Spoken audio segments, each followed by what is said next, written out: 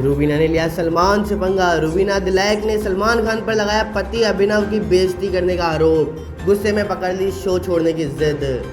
Corona देश live में 68 लाख से ज़्यादा लोग ठीक हुए। टॉप 5 संक्रमित में 85% से ज़्यादा मरीज रिकवर। अब तक 76.91 लाख केस। कोरोना काल का फेस्टिव सीजन। बाजार जाएं तो बच्चों को ना ले जाएं। पार्टी फैमिली संग बनाएं, क्योंकि अलग अलग जगहों पर कोरोना अलग अलग तरह से फैलता है। ध्यान रखें ये सब बातें। बंगाल में आज से दुर्गा पूजा। मोदी 12 बजे बंगाल के लोगों को शुभकामनाएं देंगे। भाजपा 78,000 बूथ पर प्रोग्राम दिखाएगी। बेंगलोर ने कोलकाता को 8 विकेट से हराया। आरसीबी 7वां मैच जीतकर टॉप 2 में पहुंची। केकेआर ने बनाया सीजन का सबसे छोटा स्कोर। आपको बता दूं कि कोरोना वायरस के अब देश में बढ़कर के मामले 77,06,946 पहुंच गए हैं। वहीं आपको बता दूं कि पिछले 24 घंटे के अंदर 55,000 नए मरीज सामने आए हैं। साथ ही साथ 702 लोगों की मौत भी हुई है। लेकिन अच्छी खबर यह है कि 79,415 लोग ठीक होते हुए भी नजर आए हैं। यदि इसी प्रकार से ठीक होने के दर रही तो भारत के अंदर जल्द ही कोरोना से छुटकारा मिल सकेगा। भारत में कोरोना वायरस के नए मामले जाने की रफ्तार के जांच के सापेक्ष कम हो रही है। बुधवार को गुरुवार को 24 घंटे की समयावधि में देश में 50,000 से ज़्यादा मामले पाए गए। हालांकि मृतकों की संख्या अब भी 500 से ज़्यादा प्रतिदिन का आंकड़ा पार कर रही है। वहीं संक्रमण से ठीक होने वाले और डिस्चार्ज किए जाने वालों की संख्या भी रोजाना 60,000 से ज़्यादा है। बुधवार सुबह 8 बजे से गुरुवार सुबह 8 बजे तक के दौरान देश में 55,839 नए मामले सामने आए और 702 लोगों की मौत हुई। वहीं इस दौरान 79,415 लोग ठीक भी हुए। केंद्रीय स्वास्थ्य मंत्रालय ने कहा है कि मृतकों में 70% लोग किसी अन्य रोग से ग्रसित थे। कहा गया कि मंत्रालय अपने आंकड़ों का मिलान आईसीएमआर से कर रहा है। इसके साथ ही आईसीएमआर ने जानकारी दी कि बुधवार को लोगों की जांच हुई, जिसके बाद अब तक कुल सैंपलिंग की संख्या हो चुकी है। आपको बता दूं कि देश में फिलहाल एक्टिव केस 7,15,812 MOH FW के मुताबिक है। साथ ही डिस्चार्ज या ठीक हो चुके 68,74,515 और मृतकों की संख्या 1,16,616 है। बताया गया कि 9.29% केस एक्टिव हैं और 90.20% केस डिस्चार्ज या ठीक हो चुके हैं। वहीं 1.51% लोगों की मौत हो चुकी है। फिलहाल देश में कोरोना के कुल केस 77,06,946 मामले पॉजिटिव पाए गए। आपको बता दें कि आज भारत के गृह मंत्री अमित शाह का जन्मदिन है। अमित शाह जी के जन्मदिन के अवसर पर प्रधानमंत्री मोदी सहित मुख्यमंत्री योगी आदित्यनाथ और कई बड़े नेताओं ने उन्हें शुभकामनाएं दी। केंद्रीय गृह मंत्री और बीजेपी के पूर्व अध्यक्ष अमित शाह का आज जन्मदिन है। अमित शाह की चुनाव प्रबंधन क्षमता की वजह से उन्हें चाणक्य के नाम से भी संबोधित किया जाता है। बीजेपी के इतिहास में जब से अमित शाह को पार्टी की कमान मिली है, उसका काल स्वर्णिम रहा। उनका जन्म 22 अक्टूबर 1964 को मुंबई में हुआ था। गृह मंत्री के खास दिन पर प्रधानमंत्री नरेंद्र मोदी, यूपी के मुख्यमंत्री योगी आदित्यनाथ, केंद्रीय मंत्री नितिन गडकरी समेत कई दिग्गज नेताओं ने उन्हें बधाई दी है। साथ ही प्रधानमंत्री मोदी ने गृह मंत्री अमित शाह जन्मदिन की बधाई देते हुए कहा कि अमित शाह जी को जन्मदिन की ढेर सारी बधाई। हमारा देश उस समर्पण और उत्कृष्टता का गवाह है जिससे वे भारत की प्रगति में योगदान दे रहे हैं। बीजेपी की मजबूती में उनका योगदान भी स्मरणीय है। ईश्वर उन्हें भारत की सेवा में लंबे और स्वस्थ जीवन की आशीर्वाद दे। आपको बता दूं कि आईपीएल के अंदर अब प्लेऑफ की दौड़ लगातार रोमांचक बनती हुई नजर आ रही है। दिल्ली, कोलकाता, मुंबई, हैदराबाद, राजस्थान और साथ ही साथ पंजाब, जी हाँ, यह सभी टीमें अभी प्लेऑफ की दौड़ के अंदर मौजूद हैं। आपको बता दूं कि दिल्ली, मुंबई और बेंगलोर ने अपनी प्लेऑफ में लगभग जगह तय कर ली है। लेकिन वही चौथी पोजीशन के लिए राजस्थान, कोलकाता, हैदराबाद और पंजाब में अभी भी घमासान जारी है। आईपीएल के अंदर मैच दर प्लेऑफ की लड़ाई दिलचस्प होती हुई जारी है। खासकर बेंगलोर रॉयल चैलेंजर्स की कोलकाता नाइट राइडर्स के खिलाफ धमाकेदार जीत के बाद समीकरण तेजी से बदल गए। इसके अलावा शुरुआती मैचों में लगातार हारने वाली टीम अब धीरे धीरे वापसी कर रही है। अब लगभग हर टीम के 4 मैच बचे हैं। ऐसे में आखिरी 4 में आने के लिए सारी टीमें पूरी ताकत झोंक देंगी। आइए एक नज़र डालते हैं कि इस वक्त पॉइंट्स टेबल में कौन है और कहां से दिल्ली की टीम टॉप पर बनी हुई है। दिल्ली की टीम प्ले की रेस में लगभग पहुंच चुकी है। आपको बता दूं कि मीणा और मीना यह दोनों एक ही सरनेम है, लेकिन लिखने में अलग अलग लिखाए जाते हैं। लेकिन इन दोनों को ही एसटी का दर्जा दिया हुआ है। लेकिन यूपीएससी में मीना सरनेम वालों को ही एसटी मामले के प्रावधान से विवाद खड़ा हो गया है। इस पर अशोक गहलोत मुख्यमंत्री ने क्या कहा, आइए जानते हैं।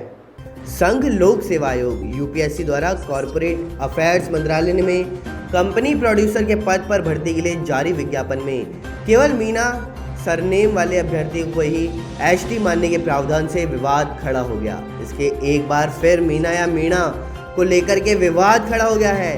सीएम अशोक गहलोत ने इस मामले में एक 5 ट्वीट करके इस मुद्दे पर राजस्थान में किसी तरह का विवाद होने से इनकार किया है। सीएम ने हाईकोर्ट में पेश जवाब का हवाला देते हुए मीना और मीणा को एक ही जाति बताया और इनमें केवल सैंपलिंग का अंतर होने की बात कही है।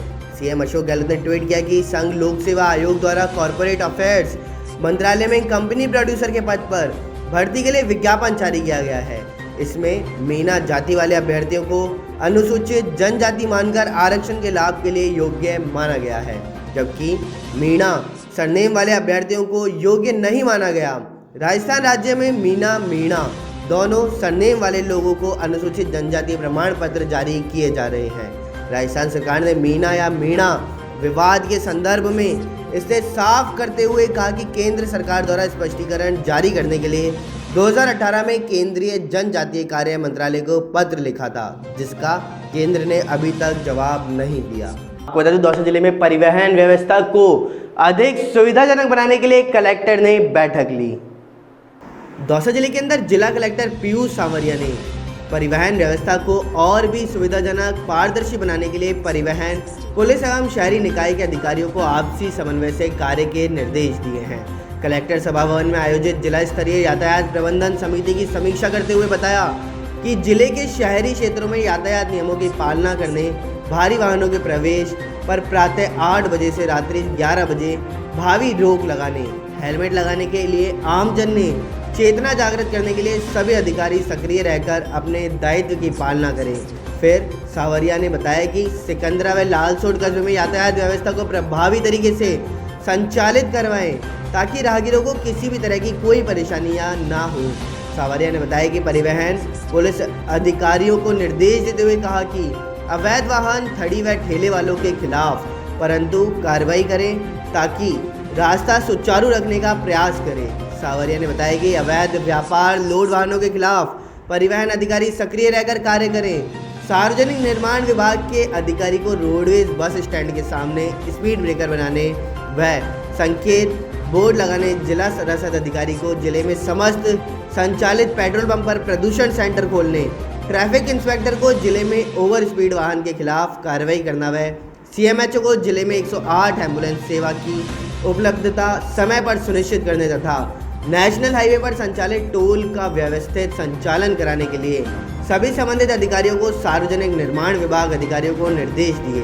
नेशनल हाईवे, रीडकोर एवं अन्य कंपनियों के जिले में कितने टोल संचालित हैं तथा इनके द्वारा आमजन के लिए क्या सुविधाएं उपलब्ध करवाने का प्रावधान है, उसके अनुसार पालना करवाना सुनिश्चित करें। समय पर सुविधाएं उपलब्ध नहीं करवाने वाले संस्थानों के खिलाफ प्रभावी कार्रवाई करें। जिला कलेक्टर ने कहा कि दौसा शहर में भारी वाहनों के प्रवेश पर प्रभावी रोक लगाएं तथा शहरी क्षेत्र में यातायात व्यवस्था को दुरुस्त बनाने के लिए आपसी तालमेल से कार्य करें। उन्होंने निर्देश दिए कि शहर में भारी वाहनों की नो एंट्री की पूर्ण रूप से पालना करवाया जाना सुनिश्चित करें। साथ ही लालसोट रोड, सैंथल मोड़, सोमनाथ सर्किल आदि स्थानों पर नाके लगाकर वाहनों को डाइवर्ट करें। जिला कलेक्टर ने नेशनल हाईवे की परियोजना निदेशक को निर्देश दिए कि टोल प्लाजा पर आमजन के उपयोग के लिए एम्बुलेंस, क्रेन एवं पेट्रोलिंग वाहन समय पर उपलब्ध करवाने के लिए नियंत्रण कक्ष व व्यापक प्रचार प्रसार कराएं। उन्होंने यह भी निर्देश दिए कि एनएच पर पुलिस हाईवे लाइन को जाने वाली कट तथा भांडारेज मोड़ के सर्किल को मॉडिफाई करवाने तथा भविष्य होने वाली दुर्घटनाओं पर नियंत्रण किया जा सके। आपको बता दूं कि बास्को कस्बे में शहीद अशोक कुमार वर्मा स्मारक पर पुलिस स्मृति दिवस का व श्रद्धांजलि दी गई। बास्को कस्बे में बुधवार को सुबह पुलिस स्मृति दिवस के अवसर पर शहीद अशोक वर्मा के स्मारक पर सीआईएसएफ के उप निरीक्षक धर्मेंद्र कुमार ठाकुर के नेतृत्व में शहीद अशोक कुमार वर्मा को माला पहनाकर व श्रद्धांजलि अर्पित की गई। इस दौरान मौके पर नवनिर्वाचित सरपंच सुमन शर्मा व वार्ड पंच व ग्रामीण भी उपस्थित थे। इस दौरान नवनिर्वाचित सरपंच सुमन शर्मा, वार्ड पंच व ग्रामीणों के द्वारा शहीद अशोक कुमार वर्मा का माला पहनाकर श्रद्धांजलि अर्पित की गई। इस दौरान मौके पर चिरंजी लाल पिंगोलिया, पूरणमल रायगर, रामेश्वर परेव, बद्रीनारायण मीणा, सीताराम शर्मा, सीताराम पंचोली सहित कई लोग वहां पर उपस्थित रहे। साथ ही आपको बता दूं कि वीर सपूतों को समय समय पर हमें याद करते रहना चाहिए जो हमारे देश के लिए अपने प्राण न्यौछावर कर दिए। यह जानकारी सीआईएसएफ के उप निरीक्षक धर्मेंद्र कुमार ठाकुर ने दी। आपको बता दूं बूंदी जिले में हिंडौली में खेत पर काम कर रहे किसान की सांप के काटने से मौत हो गई। हिंडौली क्षेत्र के ग्राम मालियों का बरड़ा चेता में खेत पर गरड़े की फसल को पानी पिलाने के दौरान देर रात को सांप के काटने से एक किसान की मौत हो गई।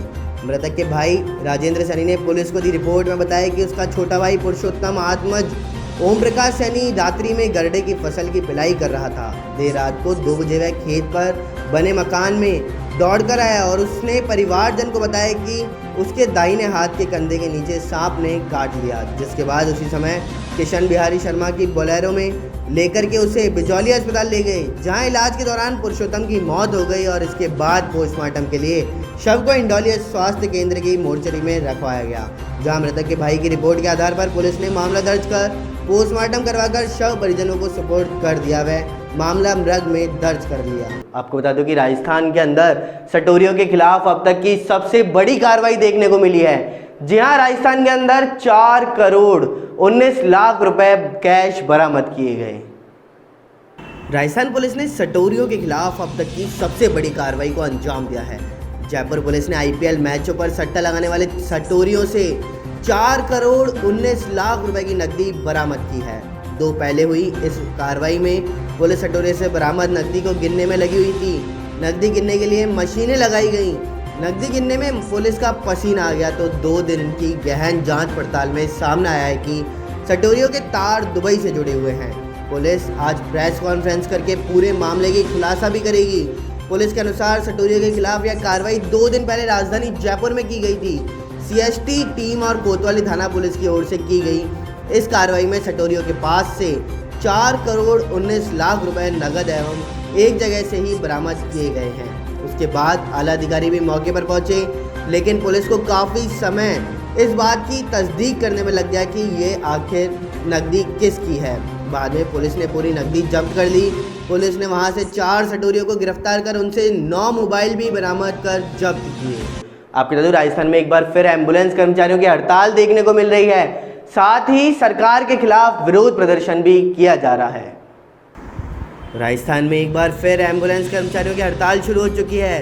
बुधवार सुबह 6 बजे से सभी 108 एम्बुलेंस और 104 के कर्मचारियों ने कार्य बहिष्कार कर दिया और सरकार के खिलाफ विरोध प्रदर्शन कर रहे हैं।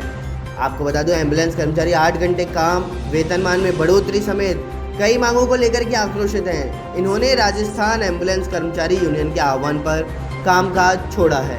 यूनियन के प्रदेशाध्यक्ष वीरेंद्र सिंह ने आंदोलन के लेकर जानकारी देते हुए बताया कि एम्बुलेंस कर्मचारियों के वेतन में 20% बढ़ोतरी का हाईकोर्ट आदेश दे चुका है। बावजूद इसके अभी तक समझौते के तहत वेतन नहीं बढ़ाया जा रहा। इसके अलावा सरकार के साथ वार्ता में जो समझौता लागू हुआ था उसे भी अभी तक फील्ड में लागू नहीं किया गया। ऐसे में एम्बुलेंस कर्मचारी मजबूरन कार्य बहिष्कार की राह पर है। सेडवा से बड़ी खबर सामने आई है। आपको बता दूं कि झटका मशीन के उपयोग पर लगा प्रतिबंध। सेडवा उपखंड अधिकारी सुनील कुमार चौहान ने दंड प्रक्रिया संहिता 1993 की धारा 144 में शक्तियों का प्रयोग करते हुए लगाई है रोक। जी हाँ, प्रक्रिया संहिता 1993 की धारा 144 में शक्तियों का प्रयोग करते हुए लगाई गई रोक। साथ ही आपको बता दूं सेडवा के किसी भी क्षेत्र में कृषकों की ओर से अपने खेतों के चारों ओर प्रवाहित झटका मशीन का प्रयोग नहीं करना किया आदेश जारी। साथ ही साथ मानव जीवन व पशुओं के स्वास्थ्य व सुरक्षा पर संकट देखते हुए उपखंड मजिस्ट्रेट की ओर से किया गया है यह आदेश जारी। आपको बता दूं कि आदेश का उल्लंघन करने पर दोषी व्यक्ति के विरुद्ध कार्रवाई भी की जाएगी। आपको बता दूं कि दौसा जिले के उपखंड रामगढ़ बचौरा के ग्राम कुशलपुरा में गृह मंत्री अमित शाह व प्रदेशाध्यक्ष सतीश पूनिया का जन्मदिन को बीजेपी कार्यकर्ताओं ने मनाया। दौसा जिले की नवसृजित पंचायत समिति रामगढ़ बचौरा की ग्राम पंचायत कुशलपुरा में भारतीय जनता पार्टी कार्यकर्ताओं के नेतृत्व में गृह मंत्री अमित शाह व प्रदेश अध्यक्ष सतीश पूनिया का जन्मदिन मनाया गया। साथ ही भारतीय जनता पार्टी के कार्यकर्ताओं के द्वारा कोसी बड़ी कमलानंद महाराज के आश्रम पर साफ सफाई अभियान चलाकर वह गाय को गुड़ खिलाकर कार्यकर्ताओं ने गृह मंत्री अमित शाह व प्रदेश अध्यक्ष सतीश पूनिया दीर्घायु उम्र की कामना की। इस अवसर पर मंडल अध्यक्ष लड्डूराम मीणा, एसटी मोर्चा जिलाध्यक्ष रामचंद्र हाड़ोत्या, एसटी मोर्चा महामंत्री श्रीफूल मीणा, कालूराम मीणा, रामफूल बैरवा, दूलीराम मीणा सहित कई कार्यकर्ता उपस्थित रहे। इस खबर बस इतना ही। देखते रहिए न्यूज़ 18। नमस्कार।